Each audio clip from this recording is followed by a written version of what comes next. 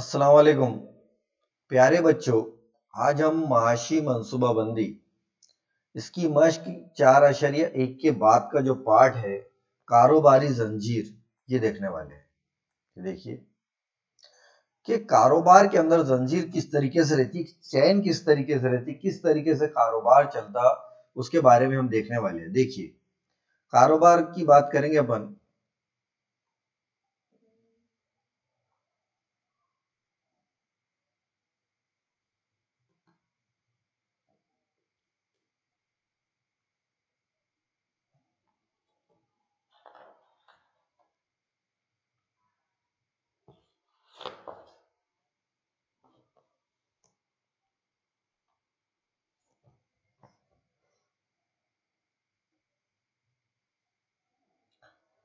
देखिए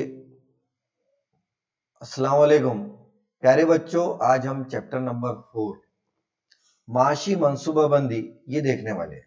ठीक है, अब इसके अंदर जो है दूसरा पार्ट माश 4.1 के बाद का जो पार्ट है वो है सबसे इंपॉर्टेंट पार्ट, कारोबार की जंजीर में जीएसटी। सबसे पहले ये जंजीर में, ये चैन के अंदर जीएसटी जो है उसको समझने के लिए सबसे पहले चैन को समझना जरूरी है। जीएसटी इन ट्रेडिंग चैन, तो किस तरीके से चैन रहता, किस तरीके से माल कहां कहां से कौन कौन सी स्टेप होते हुए एक कंज्यूमर के पास, एक ग्राहक के पास आता, उसको पहले समझना जरूरी है। अगर वो हमारे समझ में आएगा तो ये तमाम चीजें हमारे अपने आप समझ में आएंगी। ठीक है, सबसे पहला जो चीज रहती वो है कंपनी। सबसे मेन, सबसे बड़ी चीज जो है, शुरुआत जो जिससे होती वो है कंपनी। बराबर है। कंपनी के बाद जो प्रोडक्ट है वो कहा जाता होलसेलर को। होलसेलर भी बोलते हैं अपन और डीलर भी बोलते हैं। ठीक है, मिसाल के तौर पर एक कंपनी है, बराबर है, कंपनी है जो प्रोडक्ट तैयार करेगी। प्रोडक्ट तैयार करने के बाद कहां जाएंगी, जो होलसेलर है उनके पास जाएंगी। बराबर है। हो सकता है बहुत सारे बच्चे जो दुकानदार भी होंगे इसमें जो सुन रहे होंगे या जिनका कोई ना कोई कारोबार से ताल्लुक होगा, तो उनको भी पता है कि हम फिर किसके पास, अगर दुकान भी है तो हमको किसके पास जाना पड़ता, होलसेलर के पास जाना पड़ता। खुर्दा फरोश डायरेक्ट सगत मतलब फैक्ट्री में से जाके माल नहीं ला सकता, तो सनतकार के पास से किसके पास आता, होलसेलर के पास आता। फिर होलसेलर जो अपना माल जो है, जो सामान जो है, वो किसको देता है, खुर्दा फरोश को, जिसको अपन रिटेलर बोलते हैं। थोक फरोश मतलब ये अपना होलसेलर है, होलसेलर है।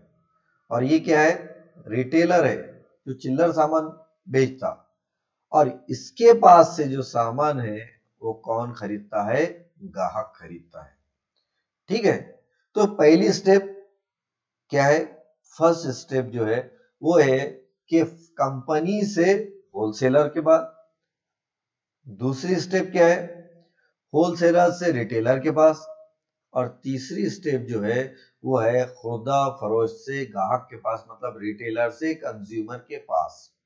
ठीक है, अब जाहिर सी बात है, सनत वाला जब थोक वाले को बेचेगा या होलसेलर को बेचेगा तो एक प्राइस में बेचेगा। मिसाल के तौर पर इसने इसको 200 रुपये में बेचा, तो होलसेलर जो है रिटेलर को भी 200 रुपये में बेचेगा क्या, नहीं, जाहिर सी बात है उससे ज्यादा रुपये में बेचेगा, क्योंकि वहां वो कमाने के लिए बैठा हुआ है। बराबर है, तो कमाने के लिए बैठा है तो अपन थोड़ी देर के लिए समझते कि ये 200 रुपये की चीज कितने में बेचेगा, इसको 300 रुपये की। मतलब कंपनी ने होलसेलर को कितने में दी, 200 में। अब होलसेलर ने रिटेलर को कितने में दिया, 300 रुपये में। अब रिटेलर ग्राहक को कितने में देगा, 400 रुपये। बराबर है। इस तरीके से कितने स्टेप वाला मरहला है ये, 3 स्टेप है ना। तो 3 अलग अलग बिल बनेंगे। पहला जो बिल बनेगा 200 रुपये के हिसाब से बनेगा, ये 200 रुपये प्लस इसके ऊपर क्या लगने वाला है, जीएसटी। फिर यहाँ कितने हैं, 300 रुपये, फिर इसके ऊपर लगने वाला है जीएसटी। फिर 400 रुपये प्लस इसके ऊपर लगने वाला है जीएसटी। मतलब जैसे जैसे कीमत बढ़ते जाएंगी वैसे वैसे जीएसटी की शरह भी बढ़ते जाएंगी। ये बात हमको ख्याल में रखना है। और सबसे इंपॉर्टेंट एक पार्ट जो इसमें ये रखना है कि इसके अंदर मैन्युफैक्चरर, उसके बाद होलसेलर, उसके बाद रिटेलर, ये तीनों के तीनों 1 रुपया भी इनको जीएसटी देना नहीं पड़ता, इनको जीएसटी नहीं देना पड़ता।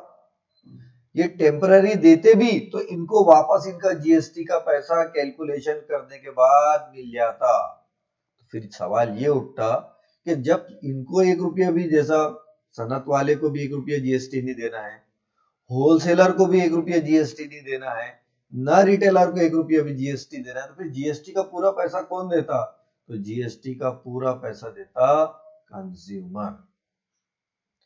इसका पूरा पैसा कौन देता है? कंज्यूमर देता है। अब इसको समझेंगे अपन कैसा कंज्यूमर देता है, ठीक है, इसको समझने की कोशिश करें। ठीक है, पहला देखिए, पहली स्टेप क्या है? ये पहली स्टेप, ये दूसरी स्टेप, और ये हमारी तीसरी स्टेप, बराबर है। थोड़ी देर के लिए ये देखिए, इसको अच्छे से समझना है। ये समझ में आ गया? सब समझ में आ गया, बराबर है।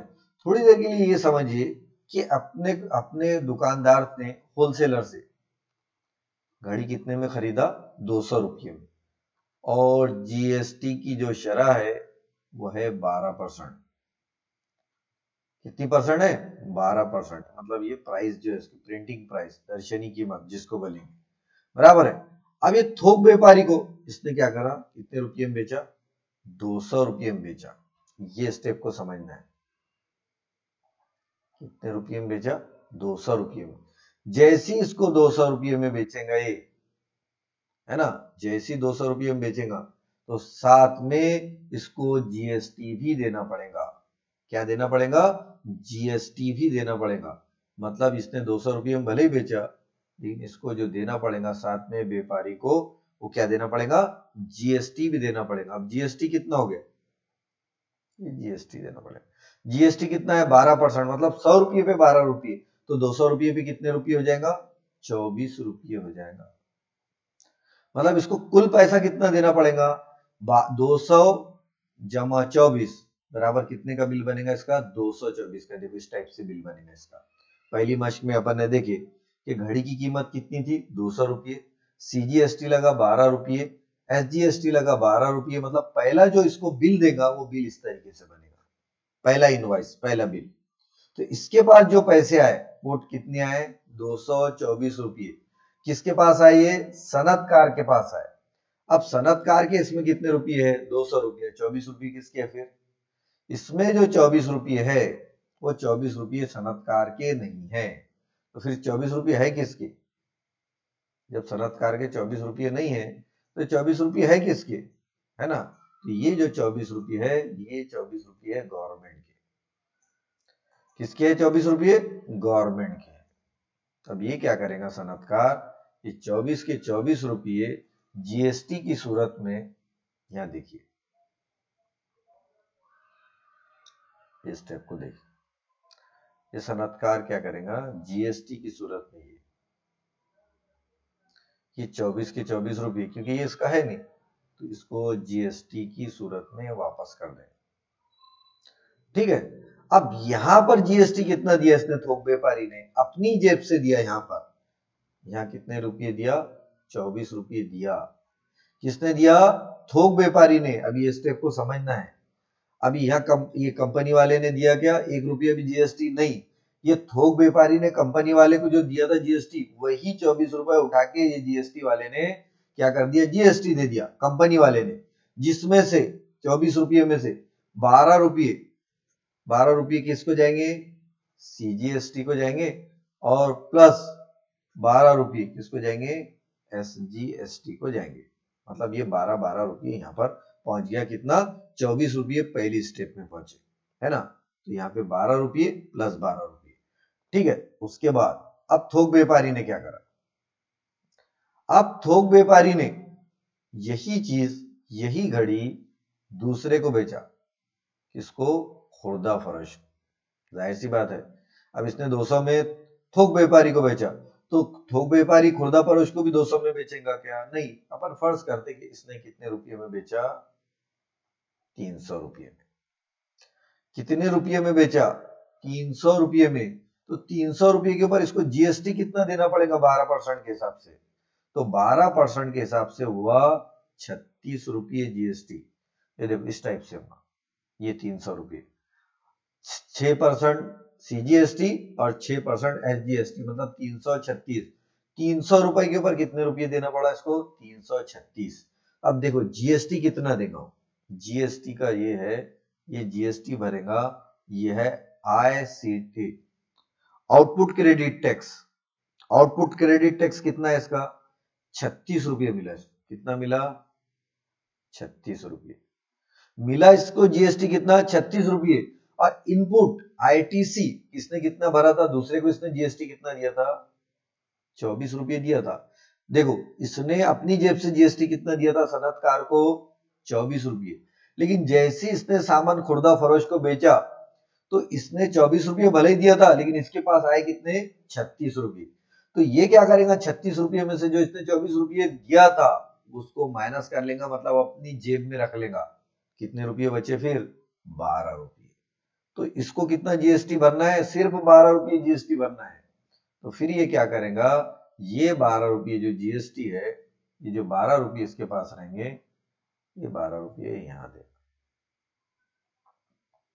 क्या करेगा? ये जीएसटी भरेगा। कितने रुपये? 12 रुपये। यही अपने को समझना है। तो यहां पर एक बात हमारी एकदम क्लियर समझ में आती, इसने जो जीएसटी किया, जीएसटी भरा, वो कितने रुपये था?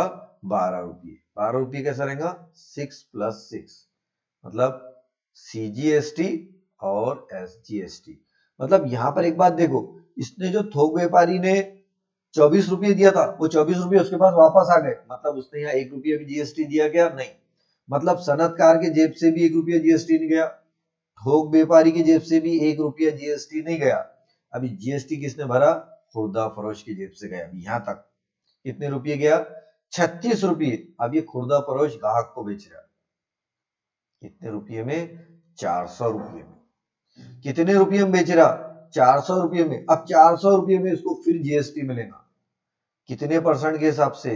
12% के हिसाब से। तो 12% के हिसाब से इसको जो जीएसटी मिलेगा वो बेचेगा 12 चौक 48 रुपये। कितने रुपये? 48 रुपये मिलेगा। मतलब यहाँ ग्राहक ने जो जीएसटी कितने दिया? 48 रुपये दिया। अब इनके पास 48 रुपये आया, मतलब जीएसटी क्रेडिट कितना करना है? देना कितना है इनको? तो आउटपुट टैक्स, आउटपुट टैक्स कितना आया? Minus input tax. आउटपुट कितना है इनका? 48 रुपये। इनपुट मतलब जो इन्होंने दिए थे वो कितना था? 36। कितना बचा? 12। तो ये जो क्या करने वाले हैं, ये जो 12 रुपये इनके पास जीएसटी आया, वो क्या करेंगे? वापस डायरेक्ट कंपनी इसको गवर्नमेंट को दे देंगे। तो यहाँ पे भी 12 में कैसा रहेगा?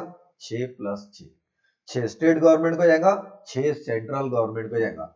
अब यहाँ पर एक बात गौर करने वाली है, ये सबसे इंपॉर्टेंट जो बात है कि ग्राहक ने टोटल जीएसटी कितना भरा? 48 रुपये। गवर्नमेंट को टोटल जीएसटी कितना गया? 12, 12 और 12 24 और 24 48 रुपये। मतलब टोटल जीएसटी भी गवर्नमेंट को कितना मिला? 48 रुपये। मतलब एक बात ख्याल में रखना है कि ये घूमते फिरते डायरेक्ट नहीं, जीएसटी डायरेक्ट गया क्या? नहीं, ग्राहक के जरिए डायरेक्ट जीएसटी गवर्नमेंट के पास नहीं गया, खुर्दा फरोश के पास गया, उसके पास थोक व्यापारी के पास गया, उसके बाद सनतकार के पास गया, और इस तरीके से गवर्नमेंट तक ये जीएसटी पहुंचा। तो 24 और 24 टोटल कितना हुआ? 48 रुपये। मतलब पहली हालत में इनको कितना मिला? 12 और 12। दूसरी हालत में कितना मिला? ये देखो 6 और 6। तीसरी हालत में कितना मिला? फिर 6 और ये 6। इनकी सबकी जमा करेंगे अपन तो ये हो जाएगा, कितना हो जाएगा? 24। और इन सब की जमा करेंगे तो ये हो जाएगा 24। मतलब 24 रुपये सीजीएसटी और 24 रुपये एसजीएसटी। तो यहाँ पर और एक बात समझ में आई हमारे कि खुर्दा फरोश ने जो 36 रुपये जीएसटी भरा था, वो जीएसटी उसे भी वापस मिल गया। देखो यहाँ वापस मिल गया इनपुट। अब ये इनपुट और आउटपुट में कंफ्यूज नहीं होने का है। इनपुट यानी जो भी हम चीज देते, मिसाल के तौर पर आपने कभी माइक वगैरह के अंदर कोई काम करे होंगे, तो ये समझ लो हमारा एम्पलीफायर है। बराबर है। और ये एम्पलीफायर के अंदर ये हमारा क्या है, माइक है, बराबर, ये हमारा माइक है। तो ये माइक से इसके अंदर जो जाता, इसको बोलते हैं अपन इनपुट, क्या कहते हैं इसे, इनपुट। और उसके बाद जो हमको हासिल होती आवाज ज्यादा, काय की मदद से, लाउड स्पीकर की मदद से, तो ये होता हमारा आउटपुट हासिल। इसी तरीके से मिसाल के तौर पर एक चक्की है, आटे की चक्की, इसके अंदर अपन ने गेहूं डाले, जो चीज डालते अपन उसको बोलते हैं इनपुट, और हासिल हमको क्या होता बाद में, आटा हासिल होता, उसको बोलते हैं अपन आउटपुट। तो इसी तरीके से जो चीज हम देते उसको क्या बोलते हैं, इनपुट, और जो चीज हमको हासिल होती उसे बोलते हैं आउटपुट। ठीक है, तो यहां देखो थोक व्यापारी ने, ये सनतकार ने, सनतकार को यहाँ आउटपुट कितना मिला, 24 रुपये, जबकि इसने इनपुट कुछ दिया था क्या, नहीं। तो इसने क्या किया, 24 के 24 रुपये सीधा गवर्नमेंट को, जीएसटी डिपार्टमेंट को डायरेक्ट जमा कर दिया। लेकिन थोक व्यापारी ने 24 रुपये जीएसटी दिया था, तो इसलिए क्या करेगा वो, जैसे उसके बाद 36 रुपये आएंगे, तो 24 रुपये जो उसने दिया था वो अपने अकाउंट में क्रेडिट कर देगा। तो उसको बोलते हैं अपन इनपुट टैक्स क्रेडिट, तो उसको बोलते हैं आईटीसी। क्या बोलते हैं उसको, आईटीसी। तो ये 24 रुपये जो टैक्स भरता और वो टैक्स उसको जब वापस मिल जाता तो उसको बोलते हैं अपन आईटीसी। तो इसका आईटीसी कितना है, 24 रुपये। देखिए ये 24 रुपये, तो 24 रुपये जो उसने दिया वो वापस ले लेगा। फिर कितना बचा, 12 रुपये, 12 रुपये गवर्नमेंट को जाएगा, उसमें से आधा आधा 6 रुपये दोनों को हिस्सा करेंगे। उसके बाद खुर्दा परोश, खुर्दा परोश ने भी जीएसटी कितना दिया था, 36 रुपये। फिर उसमें आईटीसी कितना कटा, 36 रुपये। जितना देते उतना ही अपन ले सकते, उससे ज्यादा 1 रुपया नहीं ले सकते। तो 12 में 48 में 36 गए 12, फिर 6 रुपये, इस तरीके से 3 स्टेप के अंदर मिला। तो 48 रुपये जीएसटी ग्राहक ने दिया था और 48 रुपये ही जीएसटी गवर्नमेंट तक पहुंचा। दरमियान में एक बात समझ में आ गई हमारे कि सनतकार, थोक व्यापारी, खुर्दा फरोश, इनको 1 रुपया भी जीएसटी अपनी जेब से देना नहीं पड़ता। सीधा जो जीएसटी जो देता है वो एक कंज्यूमर देता है, ग्राहक देता है। ठीक है, यहाँ पर आपका कंसेप्ट क्लियर हो गया होगा। ठीक है, थोड़ी देर के लिए टेम्पररी दे भी दिए अपन ने जीएसटी, तो उसको जैसी अगर दूसरा अपने को जीएसटी देता, मिसाल के तौर पर मैंने कोई चीज खरीदा 200 रुपये में और 12% उसका टैक्स है, बराबर है, ये 12% टैक्स है। तो अभी फिलहाल मैंने 12% अपनी जेब से दिया ये खरीदते टाइम। अब जैसी मैं इसको दूंगा, 200 रुपये की चीज मैंने कितने में बेचा, 300 रुपये में। 300 रुपये में मुझे ये 300 रुपये में बेचा, तो इस पे मुझे जीएसटी कितना मिला, 36 रुपये। 24 रुपये मैंने दिया था, तो मैं क्या करूंगा, जो 24 रुपये मैंने दिया था वो 24 रुपये इसके देते से ही वो 24 रुपये मैं अपने पास रख लूंगा, जिसे कहेंगे आईटीसी, इनपुट टैक्स क्रेडिट। मैंने वो ले लिया, जो दिया था वो ले लिया मैंने जो डायरेक्ट गवर्नमेंट को दिया था, जैसी कंज्यूमर ने दिया तो मेरी जो पैसे थे वो मैंने ले लिया। अब ऊपर के जो पैसे आए 12 रुपये, वो 12 रुपये मैं क्या करूंगा, गवर्नमेंट को दे दूंगा कि भाई ये 12 रुपये मेरे नहीं है, ये 12 रुपये आप रखिए। तो इस तरीके से प्रोसेस था। इसका मतलब क्या हुआ, इनडायरेक्टली मैंने जीएसटी दिया क्या, मैंने जीएसटी बिल्कुल भी नहीं दिया, क्योंकि जो मैंने जीएसटी दिया था वो जीएसटी मुझे वापस मिल गया। ठीक है, तो इस तरीके का ये सबक है। ये अगर हमारे समझ में आ गया तो समझिए कि हमारे कंसेप्ट क्लियर हो गए। अब इसके अंदर थोड़ी सी भी तकलीफ नहीं जाएंगे हमको। ठीक है, अब यहाँ पे देखिए पहला सवाल, देखो चेतना स्टोर ने, एक स्टोर का नाम है चेतना स्टोर, 1 जुलाई 2017 से 31 जुलाई 2017 की हुई खरीदी पर 1,05,00,000 रुपये जीएसटी अदा किया। ये क्या है इनका, आईटीसी है, इनपुट क्रेडिट टैक्स, या इनपुट है इनका। जब अपने को वापस मिल जाएगा तब बोलेंगे अपन इनपुट क्रेडिट टैक्स। तो इन्होंने दिए, और उसके बाद क्या किए इन्होंने, उसके बाद क्या करे इन्होंने, इसको फरोख्त किए। ये जीएसटी की कीमत है, हाँ, ये जो मिली उनको 1,05,00,000 रुपये, ये क्या मिला उनको, जीएसटी बेच दिए उन्होंने, बराबर। इसको देखो अपन समझते, इसको बॉक्स के जरिए समझते, कैसा है, हमारे समझ में आने को, नहीं तो कैसा है, रट कर कोई फायदा नहीं। ये एक है और ये दूसरा है, बराबर है। पहली कंडीशन में ये स्टोर वाले, स्टोर वाले ने, ये स्टोर वाले, ये स्टोर वाले, बराबर है। अब स्टोर वालों ने जब यहां से खरीदे थे, इनसे खरीदे थे, तो इन्होंने जीएसटी कितना भरे थे, इन्होंने जो जीएसटी मिला था इन्होंने भरे थे वो था 1,05,00,000 रुपये, बराबर है। अब इन्होंने किसको बेचे? ग्राहक को, कंज्यूमर को बेचे। अब इनको जीएसटी बदले में कितना मिला? इनको जो जीएसटी मिला वो मिला 1,22,500 रुपये, ठीक है। अब इन दोनों का फर्क जो जीएसटी इनको अदा करना है, तो जीएसटी कितना अदा करेंगे वो? तो जीएसटी बराबर अपन क्या लिखते? जो मिला हमको उसको क्या बोलते हैं अपन? Output tax. तो अपन लिखेंगे आउटपुट टैक्स, ये output GST minus input GST. तो आउटपुट कितना मिला? 1,22,500। इनपुट कितना किए थे अपन ने?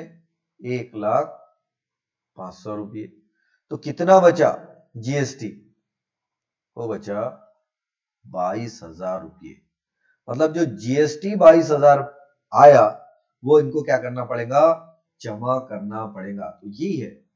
तो बताइए, जीएसटी जमा किया तो इस दौरान चेतना स्टोर के जरिए अदा किया जाने वाला जीएसटी मालूम कीजिए।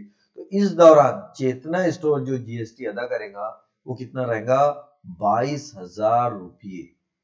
कितना रहेगा? 22,000 रुपये रहेगा। तो ये चीज को हमको समझना है।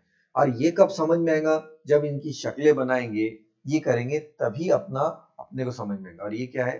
कंपनी है या होलसेलर है जिससे इसने चेतना स्टोर वाले ने खरीदा था। तो जिसके ऊपर इसको कितना जीएसटी देना पड़ा था? 1,05,000 रुपये इसकी जेब से। लेकिन इसके जेब से खर्चा करने के बाद जीएसटी इसको कितना मिला? जब इसने दूसरे को बेचा तो 1,22,000 मिला। तो जाहिर सी बात है 22,000 क्या मिले? एक्स्ट्रा मिले। तो 22,000 इसको सीधा सीधा जीएसटी डिपार्टमेंट को देना पड़ेगा। तो इसका मतलब ये हुआ कि चेतना स्टोर के जेब से 1 रुपया भी जीएसटी नहीं गया। ठीक है, दूसरा सवाल देखते हैं अपन। दूसरा सवाल क्या है? सवाल को अच्छे से समझना। दूसरा सवाल क्या है? नजमा जीएसटी कानून के मुताबिक रजिस्टर्ड दुकानदार है। मतलब GST number, GST IN number, कौन सा नंबर? GST IN number. ये किसको मिलता? जिसकी सालाना इनकम 20 लाख से ज्यादा है, उसी को जीएसटी आईएन नंबर मिलता है, ठीक है। उसने खरीदी के वक्त कुल जीएसटी कितना दिया? 12,500 रुपये। किसने दिया? ये नजमा ने, है ना। तो यहां लिखेंगे अपन, देखो, नजमा ने कितना जीएसटी दिया? अपन इसको बॉक्स की मदद से समझेंगे। नजमा ने दिया जीएसटी, है ना, यहां से भी खरीदी। कितना दिया? यहां देखो, वो दिया 12,500 रुपये, ठीक है। और फरोख्त करने पर, अब इसने जो चीज खरीदी नजमा ने, अब इसने क्या करी? वापस बेची, सेलिंग करी। तो सेलिंग करने के बाद जीएसटी कानून के तहत इनको कितने रुपये मिले? इनको मिले 14,750। ये सिर्फ जीएसटी की बात चल रही है, भी कुल पैसों की बात नहीं चल रही है, ठीक है। तो ये, तो अब इसके अंदर अपने को देखना पड़ेगा इनपुट टैक्स कितना है। इनपुट टैक्स मतलब जो उसने खुद ने दी, नजमा ने। इनपुट टैक्स कितना दी नजमा ने? अपन देखेंगे कि इनपुट टैक्स जो नजमा ने दी वो है 12,500 रुपये। और आउटपुट टैक्स मतलब जो नजमा ने जो सामान खरीदी थी, अब उसको बेची, बेचने के बाद उसको जीएसटी कितना मिला? वो जीएसटी मिला उसको 14,750 रुपये। इतना उसको जीएसटी मिला, ठीक है। तो अब देखो अपन क्या करेंगे। सबसे पहले हल में लिखेंगे अपन, ये शुरू करते हैं अपन यहां पर हल के अंदर। सबसे पहले लिखते हैं अपन वसूल करदा टैक्स, और ब्रैकेट में लिखेंगे अपन आउटपुट टैक्स बराबर कितना है? यहां पे देखो 14,750। उसके बाद क्या है? दूसरा टैक्स, उसका अदा करदा टैक्स, है ना। तो अपन लिखेंगे नजमा का अदा करदा टैक्स, जिसको अपन क्या बोलते हैं? Input tax. इनपुट टैक्स कितना है इसका, ये दिख रहा है आपने कितना है, जो उसने खुद ने की थी वो है 12,500 रुपये। ठीक है, ये अब टैक्स इनपुट टैक्स क्रेडिट, सवाल देखिए उसके बाद क्या बोला उसने, ये हो गया मिलेगा। तो बताइए उसे कितने रुपये इनपुट टैक्स क्रेडिट मिलेगा। इनपुट टैक्स क्रेडिट किसके बराबर रहता, जितना अपन टैक्स अदा करते है ना। तो input tax credit ITC, input tax credit को शॉर्ट में क्या लिखते, आईटीसी, ये किसके बराबर रहता, ये रहता इनपुट टैक्स के बराबर। मतलब आईटीसी कितना रहेगा इसका, 12,500 रुपये। ये हो गया। अब आगे का सवाल पढ़िए, उसके बाद क्या, इसका अदा किया जाने वाला जीएसटी मालूम कीजिए। तो लिखो, इसलिए अदा किया जाने